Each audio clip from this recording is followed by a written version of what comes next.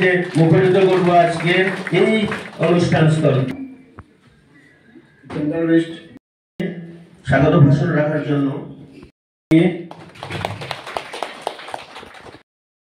হয়তো এখন কিছুটা কম, কিন্তু তারপরও আমাদের বিশেষ করে গ্রামাঞ্চলে কিন্তু আমরা দেখি, কারণ ছেলে মেয়ের ভেদাভেদ এখনো আছে।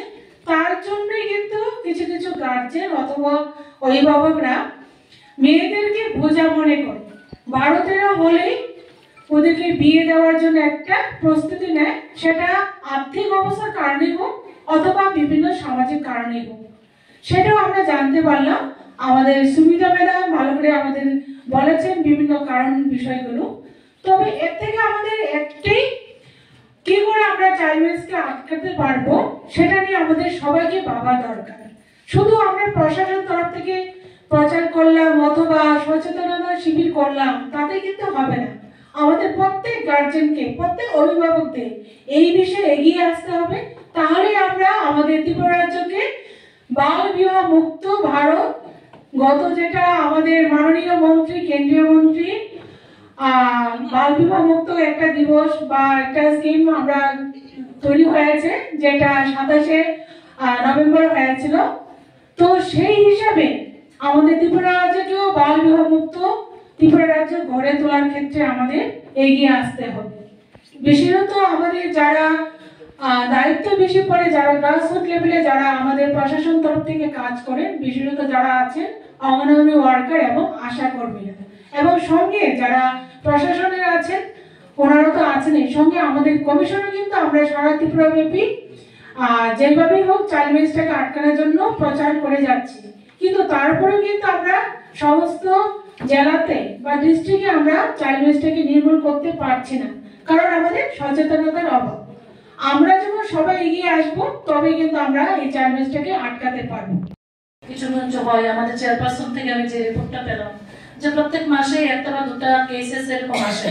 তো আমরা চাইবো একটা কেসও কোনো শিশু যেন এইভাবে এই ধরনের শিকার না হয়। এবং যেটা শুনলাম যে বাইরের থেকে কোনোভাবে আক্রান্ত হয় না, পরিবারের মধ্য থেকে শিশুরা আক্রান্ত হচ্ছে, ছোট ছোট বালিকারা আক্রান্ত হচ্ছে, এ ধরনের অসুবিধা তারা পড়ছে। তো সেটা আমাদের অ্যাওয়ারনেস করতে হবে, যারা গার্জিয়ান, বিশেষ করে বাবা, ভাই, উপযুক্ত ভাই যদি থাকে, আমাদের মনুষ্যত্বটাকে তো জাগ্রত করা, ওইটার জন্য আমাদের সবাইকে কাজ করতে হবে।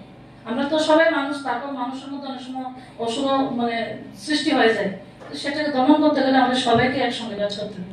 আরেকটা বিষয় চাইল্ড ম্যারেজ, যেটা আমি আমার রিকোয়েস্ট থাকবে, আমার এখানে ওসি সাহেবরা আছেন, আমাদের সিডব্লিউসিরা আছেন, গাইস আছেন, সবাইকে বলবো যে অনেক সময় দেখা যায় মাইনর গার্লস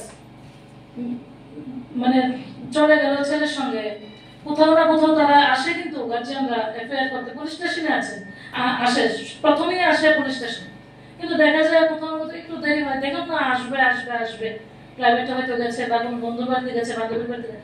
আমি বলবো যদি মাইনরস গার্ল মিসিং এরকম গার্জিয়ানরা বলে, আপনারা সঙ্গে সঙ্গে অ্যাকশন নেন। দেখুন কিছুদিন আগে, আমি নাম বলবো না, পুনর্বনে একটা কেসেস মধুপুরে তারা আসলো, কিন্তু দেখা গেল সেভাবে পুলিশ স্টেশন থেকে বলছে যে আমরা দেখছি, কিন্তু প্রায় বিকেল হয়ে গেল, তখন আমার কাছে ফোন আসলো।